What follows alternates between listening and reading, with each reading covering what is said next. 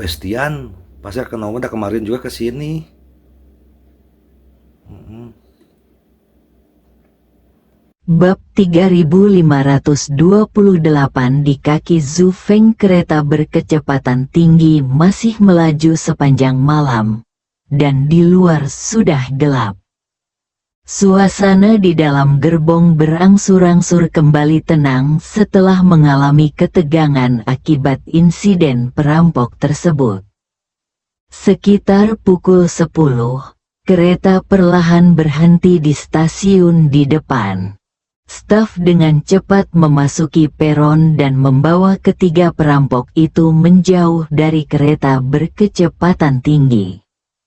Ketika mereka dibawa pergi, perampok gendut itu masih bergumam keras, "Sial, sungguh sial, ini perampokan pertamaku, dan aku bertemu lawan yang begitu kuat." Sebaliknya, perampok kurus terus menyalahkan pria gendut itu dengan suara tajam, "Ini semua salahmu, kamu bahkan tidak bisa mengendalikan seorang wanita." Pria gendut itu membalas, "Kamu banci, kamu yang paling tidak berguna." Kedua orang itu saling berteriak, yang cukup lucu, membuat semua orang di dalam mobil tertawa, dan ketegangan pun mereda. Setelah para perampok dibawa pergi, semua orang menghela nafas lega. Saat ini, hari sudah gelap dan banyak orang sudah tertidur.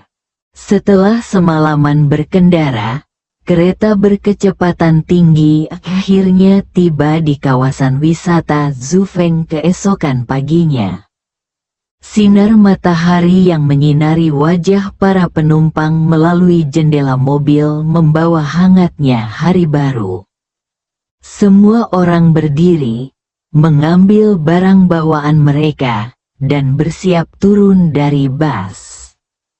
Ye Chong melihat keluar jendela. Pemandangannya sangat bagus.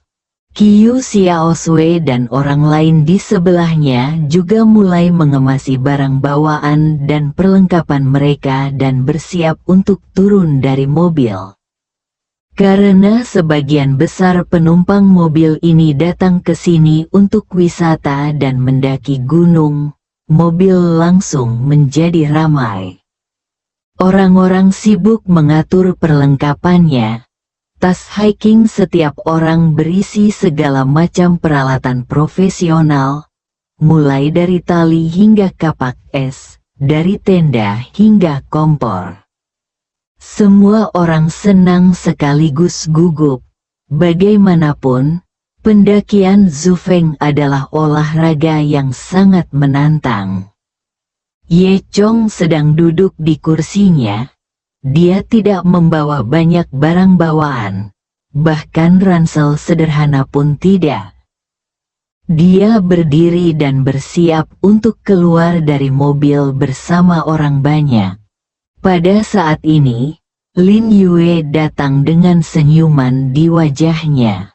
"Tuan Ye, apakah Anda di sini untuk mendaki gunung juga?" Lin Yue bertanya. Ye Chong mengangguk. "Ya, saya berencana pergi ke Zhu Feng." Lin Yue tersenyum dan berkata, "Bagus, saya di sini untuk mendaki juga. Kita bisa mendaki bersama dan menjaga satu sama lain." Ye Chong awalnya ingin menolak. Tujuan perjalanannya bukan sekadar mendaki gunung, tetapi untuk menemukan petunjuk tentang lampu pemicu jiwa. Namun melihat antusiasme Lin Yue, dia tidak bisa menolak secara langsung. Dia ragu-ragu dan berkata, "Ini, mungkin." Lin Yue tidak menunggu Ye Chong berbicara, dan berkata sambil tersenyum, "Tidak masalah. Kamu tidak perlu malu. Kamu mengandalkan teman-temanmu ketika kamu pergi keluar, dan aku tahu kamu tidak melakukannya. Tidak membawa apa-apa. tahukah kamu kalau membelinya di sini, harganya akan sangat mahal? Ye Chong tersenyum tapi tidak berkata apa-apa. Sejujurnya, dengan kekuatan Ye Chong, dia tidak memerlukan peralatan apapun untuk mendaki Zufeng. Saya dapat berbagi beberapa peralatan dengan Anda, dan saya tahu beberapa tempat di mana Anda dapat membeli peralatan yang hemat biaya. Lin Yue berkata dengan bangga.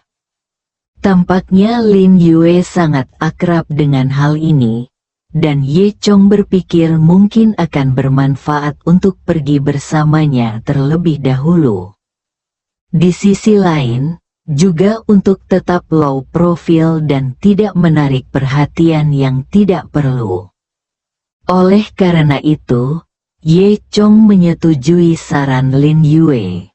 Melihat Ye Chong setuju, Lin Yue berkata dengan gembira, "Itu saja. Ayo kita membeli peralatan bersama dan kemudian mendaki Zufeng bersama." Pada saat ini, Qiu Xiaosui juga datang. Ketika dia melihat Ye Chong dan Lin Yue berdiri bersama, dia tidak bisa menahan perasaan aneh di hatinya. Bahkan dia tidak tahu kenapa dia merasa masam. Dia melangkah maju dan berkata kepada Ye Chong, "Apakah kamu berencana mendaki gunung bersama?" Ye Chong mengangguk. Lin Yue tersenyum. Qiu Xiaosui melirik Lin Yue, lalu berkata kepada Ye Chong, "Kalau begitu, ayo bergabung denganmu, ada kekuatan dalam jumlah." Mendengar Qiu Xiaosui mengatakan ini, Gao Xiang menjadi semakin tidak senang. "Xiaosui, ayo pergi sendiri," Gao Xiang berkata. "Mengapa pergi bersama mereka?" Qiu Xiaosui mendengus dan berkata, "Ada kekuatan dalam jumlah, jadi apa yang salah? Selain itu, mereka menyelamatkan kita, dan saya belum menemukan kesempatan untuk membalasnya. Mendaki gunung hanyalah sebuah kesempatan." Gao Xiang sedikit marah. Siapa mereka? Bukankah mereka hanya...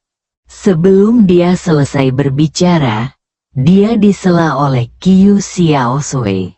"Lagi pula aku ingin mengikuti mereka. Jika kamu tidak mau, kamu bisa pergi sendiri." Wajah Gao Xiangqi memerah, tapi tidak ada yang bisa dia lakukan. Hu Qianqian berdiri di samping. Dia memperhatikan perubahan di mata Qiu Xiaosui dan diam-diam merasa geli. Dia tahu bahwa Qiu Xiaosui naksir Ye Chong. Qiu Xiaosui mengatakannya dengan megah. Bukankah dia hanya ingin mengenal anak ini lebih baik? Tapi dia tidak membeberkan Qiu Xiaosui.